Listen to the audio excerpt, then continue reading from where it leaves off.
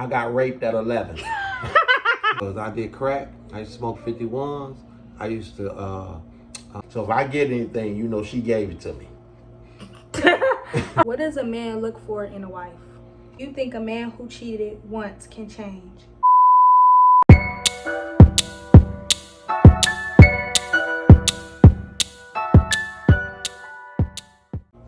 What's up, y'all? It's your girl Rachel. Welcome back to my channel. And as you can see by today's title, this is like a advice video. I got a lot of comments in my TikTok comments and in my Instagram comments, like on live and stuff like that, about like doing a video with my dad, because he be on my live sometimes and y'all be saying that he be giving y'all good advice and y'all just be wanting life advice, because you know, I know I'm out of breath.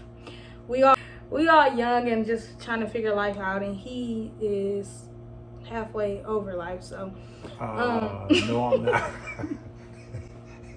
God said I could live to be 120. And he was a prostitute. You a lie.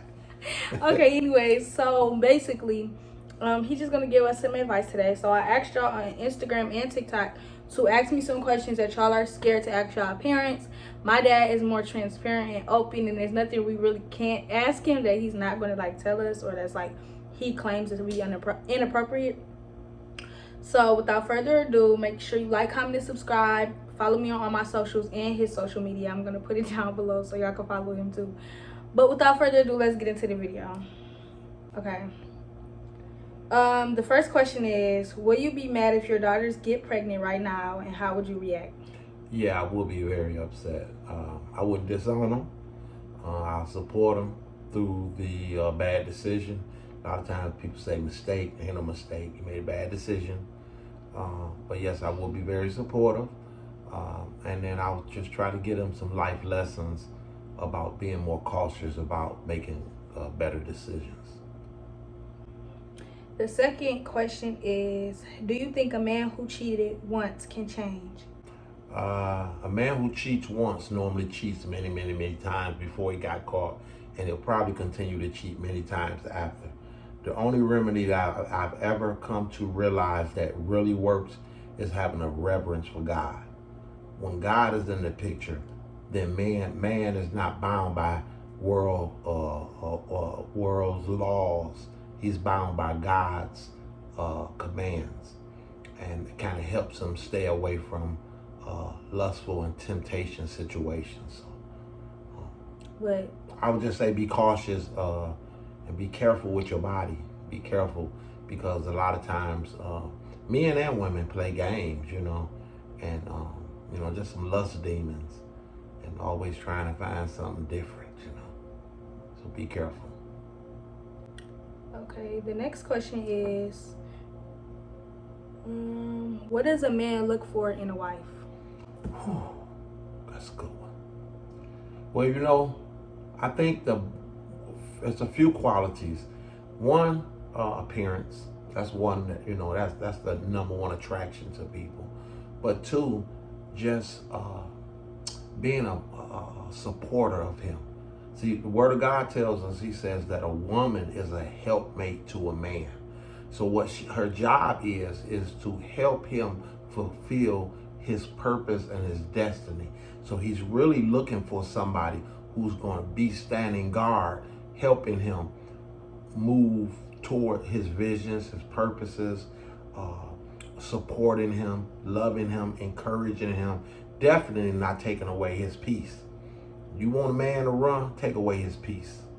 So just support them, being loving toward him, and having his back.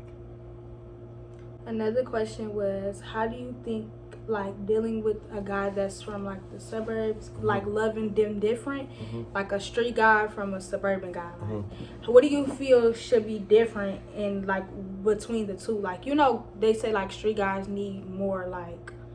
Leave a street nigga in the streets. Dad, you was a street nigga. You hit what was the key word in was, but I'm saying was. For them to get to the point that they come on for okay, for them to get to the point that you are at now. Okay. And different things like that. Right. Outside of, you know, of course finding God. When you were in the streets, yes. What do you think a woman could have done to try to help you? Nothing. because nobody can help you do anything till you willing to do it yourself. So no, she can only participate in my foolishness and my streetness. Now I would just say this. I would just try to find somebody that I can build with and not chill with. How about that? Whether he's from the streets or suburbs, he can be from Africa or England. Find you somebody that you can build with and not just chill with. What advice would you give to your younger self? Oh man, I would have took advantages of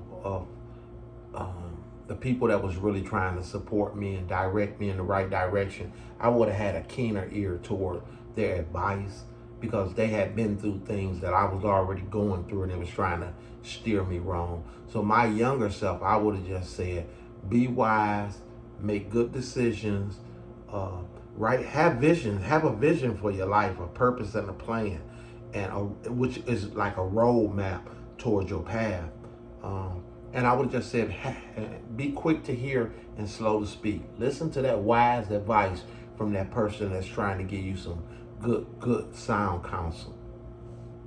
How do you stay with someone you love but you see no growth? Well, first I would say if it's not if y'all don't have a common understanding of what y'all are building towards or growing towards, then there's not going to be any growth anyways, because y'all are just basically what he just said, not building, y'all are chilling.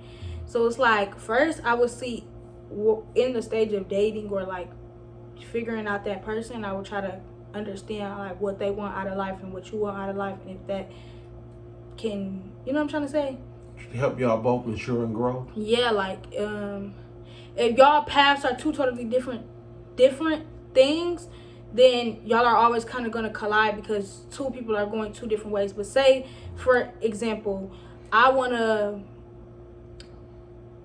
build a house, and I want to be a millionaire, and then there's somebody who's content with living just a regular life, a 9-to-5 in a trailer home.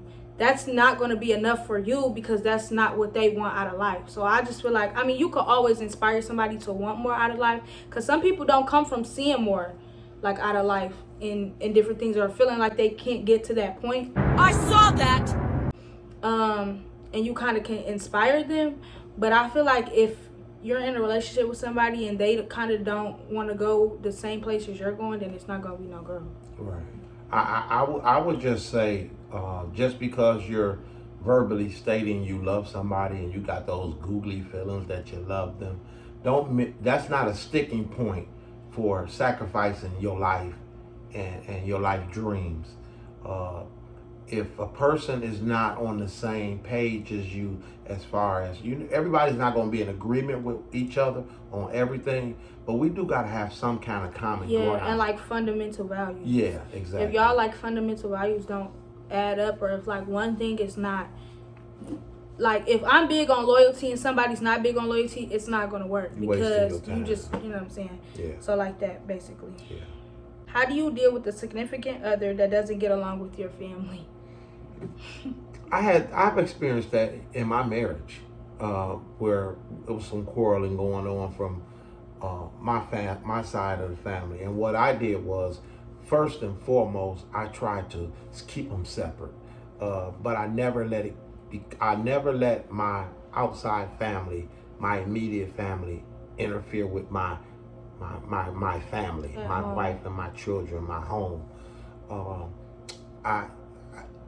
That's a hard question, but I think you just have to find what works for you, and if it's separating, them from their family, or now you have to also look deep into what some of their concerns are, because if they got valid concerns, then I think you should really But I do think both sides should be able to stand 10 toes behind each other too.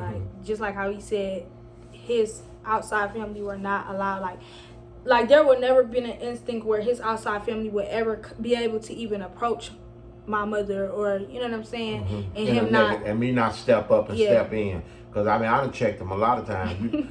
What my man say? Y'all better put some respect on my name. Just come to let y'all know, stop, put some respect on my name.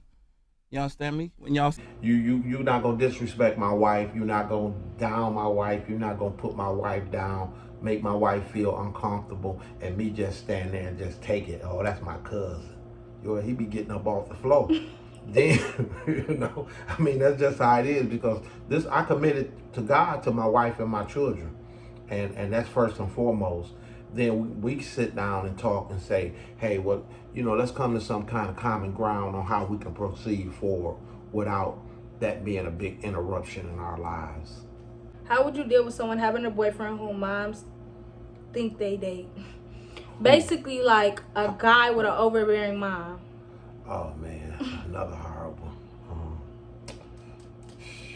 I don't know. That's a hard one there, because you got the mother especially when you got a mama's baby, a boy that's a mama's baby. But it's like he not a mama's boy, but his mom is like, this my son. Like the mamas that do too much. Right. Like, I come first. Like, right. Girl. Well, that should be where the man steps up and say, hey mom, you gotta chill out. This my wife. This my woman. And I would appreciate if you treat her a little better and wasn't so hard, and go sit down somewhere. Get out of our business a little bit, Right. Because you do have some women that's just like overbearing and always controlling, and I'm his mama, yeah, but you ain't his woman or his wife. Right, because at the end of the day, he goes home to them. Mm-hmm. That's like his home. Mm-hmm. So it's like you gotta respect. It should just be boundaries set. Like you have to be able to respect. It should be respect on both ends. Like they both should be mutual. Right. Okay, they said, have you ever caught the clap? No. Or never, any STD? No, never caught anything. And I'll give you one quick reason why. Thank God I was covered. First off, when I was an idiot, I was out there having unprotected sex. But when I was incarcerated, it was a guy that was 2 cells from me. He died of AIDS. And when I saw him die of AIDS, I had made a commitment to myself that I wasn't having unprotected sex with nobody. And I had not had unprotected sex with anybody until I got married to my wife. And she's the only woman I've been with for 25 years. So if I get anything, she gave it to me. I'm just being real. And we ain't had nothing, so that means she ain't gave me nothing, and I ain't gonna bring her nothing. They said, what age did you start having sex? I got raped at 11 by a 17-year-old girl. And I kept going back getting raped. But so I was 11 years old. Oh my God. This was a question that was asked. What was your reaction when you found out your daughters lost their virginity? I was upset. I was hurt, because I always taught y'all that you're supposed to, save yourself for marriage. And I knew that wasn't going to happen. I ain't down to y'all Debbie Downer or nothing. But I want y'all to have the best experience in life. And I know sometimes when you start having soul ties, it's hard to get away from it. And especially when you confess it in your mind, I like it. Okay. No, I'm just being real. And that's what keeps people in it. They get caught up in that emotion and that feeling and that thought, and I love you. And it really just be lust. Mm-hmm. Okay. How do you know when your child is starting to get out there and have sex? Oh, they start changing, and then dad was the most important thing in their life. When he become irrelevant, dads check on her. When you left first base and you at 92nd base, something going on. When you become irrelevant in a conversation, yeah, you sound a little hurt. Something going on. Yeah. No, I'm not hurt. No, I ain't hurt. Why would I be hurt? I went through this 6 times. Why the heck would I be hurt? No, I ain't hurt. How do you people want to know about like being a stepfather in a blended family. Mm-hmm. How was blending families, and how did you deal with it? Well, to be honest with you, every story is unique, but I would have to honestly say that coming into a relationship where I was a straight stepfather immediately. They saved my life because before I met mom and the kids, and before y'all was born, I was in and out of prison. But after I met mama and the kids, I ain't never been back, and that's been almost 28 years. It gave me something to focus on, and it gave me an identity it gave me like a underlying force to do right, make right decisions. So it helped me. It don't help everybody, but it was an easy transition for me coming from where I was. So I can just say it was a blessing to me. How did you know that mom was the one? I felt it in my spirit. I've never been with a woman. Or like, how did you know you wanted to marry her? I didn't know I wanted to marry her. I just knew I didn't want to live without her. So it was an easy transition for me. I've never been in a relationship in my life where I felt so compelled to be with somebody and think about them and want to see them grow and want to help them mature and want to see them have a better life. Just wanted to build a life with them. I knew I didn't, like I said before, I didn't want to just chill with her. I wanted to build with her. And she just had so many attributes that I really desired in a woman. She had a zest for God that I've never experienced. She had a motherly quality that I wanted to see. You know, growing up without a mother, she showed me some things that really like piqued my interest. And she had so many other qualities that I just didn't want to live without her. I wasn't sure I wanted to live with her, but I was definitely convinced I didn't want to live without her. Okay. How do you tell the difference between when a guy just wants you around for like the benefit or when a guy really wants to be with you? Oh, that's a good one. It's simple. The word of God tells us, he that findeth a wife findeth a good thing. So when a man chases you down, when a man seeks you out, when a man calls you, when a man makes preparations for you, when a man thinks about you, when a man sacrifices for you, when he takes away from himself to make sure that you okay, those are some qualities that you need to see before you go commit yourself into a relationship. A lot of times we get so caught up on how we feel, how he make me feel, how cute he is, and all that stuff is surface. You want somebody that's gonna seek you out, make provisions for you, gonna provide for you, and be consistent. Watch what he do. Watch how he treat his mama, and watch how he treat his aunties. If when he get mad at them and they become some bees, guess what? You next in line. You ain't too far from the front. But if he take care of his mama, he take care of his grandma, those are qualities you want to see in a man. You want somebody that's going to chase you down, tackle you, and hold you. Okay. What do you think about drugs? Like weed, or like what do you think is an appropriate age? What do you think is an appropriate age for someone to try like smoking weed, or like, even though you're not supposed to do it and that's just not something that you do, we're young and we to experience with drugs?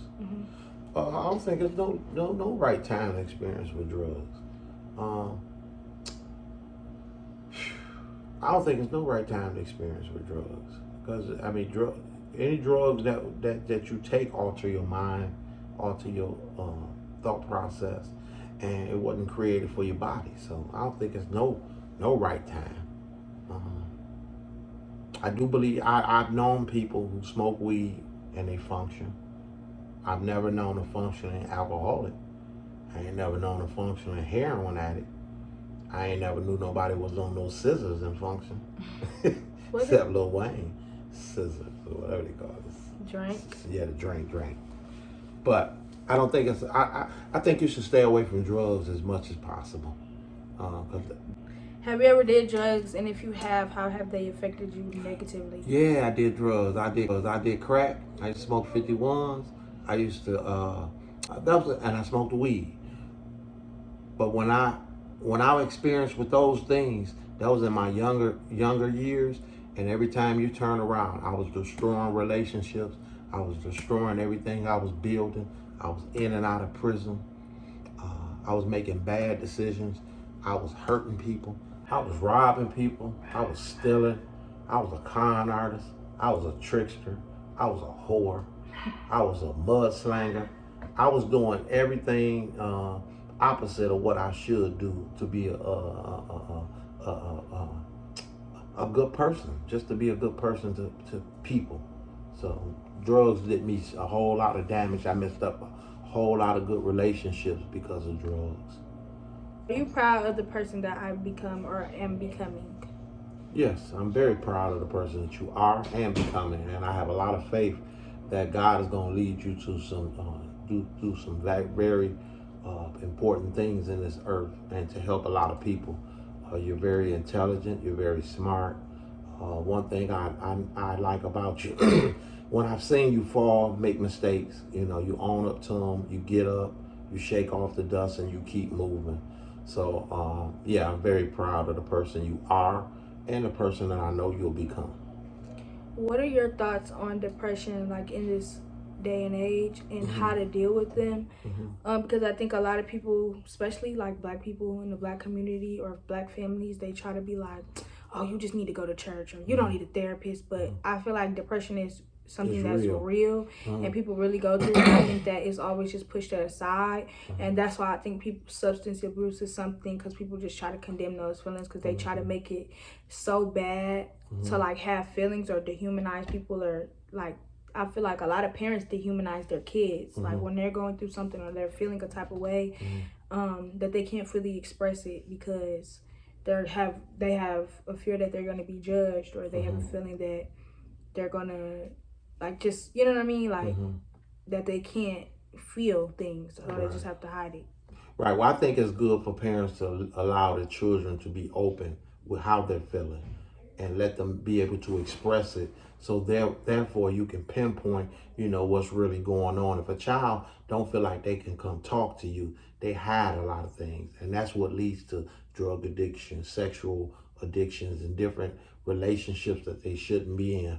The one thing I would say about anxiety and depression and self-worth or less self-worth is it's a trick of the enemy, because the enemy does not want you to feel important, doesn't want you to know your self-worth, doesn't want you to know that you are important to God, to other people. So what he does is he creates this illusion in your mind and creates feelings and emotions that people hold on to, like depression and anxiety, and then they start taking it in, inside, and they feel as if their worth is not of value. But I heard a cliche. I always say this. It says, "Life without Christ is like a pencil without lead. It just has no point." And the reason that is because having a relationship with God gives you a sense of awareness of Him being the creator and you having power through Him. So anytime that you're feeling depressed, anxiety feel, uh, I'm not real big on psychiatrists either. I am big on you talking to your parents or, a But some people guardian. can't go talk to their parents. Right, but you can always talk to God, baby. You can always talk to God. And I know that's one of the biggest issues that we have in our black communities is our children not being able to be themselves, express themselves, and express what they're going through without being ostracized. "Girls, you crazy? What's wrong with you?" As opposed to just saying, "Well, what's wrong, baby?" Let her tell you what's wrong. Let her cry on your shoulder, give her some advice, and help guide her through that thing. The next question is, how do you feel about being like a strict parent? Do you think parents should be super strict? Do you think like parenting styles? Like, what is Ah, your parenting style? Okay, go ahead. I mean, excellent. how do you feel about like being strict parent, your parenting style? What is your parenting style? How do you think parents? I mean, you can't really tell somebody how to parent their Yeah, I kid, don't think but it's one way that everybody got different characteristics and everybody got different thoughts and ideas. I don't think it's a blueprint for parenting their children. The one thing I can say is be the best parent that you can be and be an open-minded parent, and also allow your children access to be able to express themselves without you ostracizing them or, putting them down. Get them that opportunity to just be free and be free enough to come say, hey, mom or dad, I need to talk to you. And know that you're going to listen to them. The last question is, do you think I would make a good wife? And if so, what are the qualities that I have already that would make me one? I think you will be an excellent wife. And I'm praying for each and every one of y'all to be a great wife. I think you got so many qualities. You're a go-getter.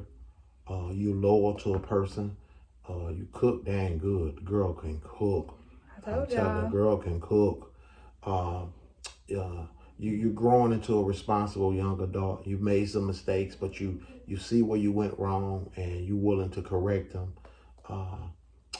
So I just think you'll be an awesome wife and an awesome mother. About mama. Well, that's it for this video. Hope you guys enjoyed. The next video will probably be with my mom asking questions. So make sure you ask some questions below for my mom to answer from a female's perspective. Hope you guys enjoyed. Make sure you like, comment, and subscribe. All my social medias will be below. So will his be. Thank you guys so much for watching. And make sure you like, comment, and subscribe. Like I keep saying, keep subscribing. Thank you guys so much. Bye-bye.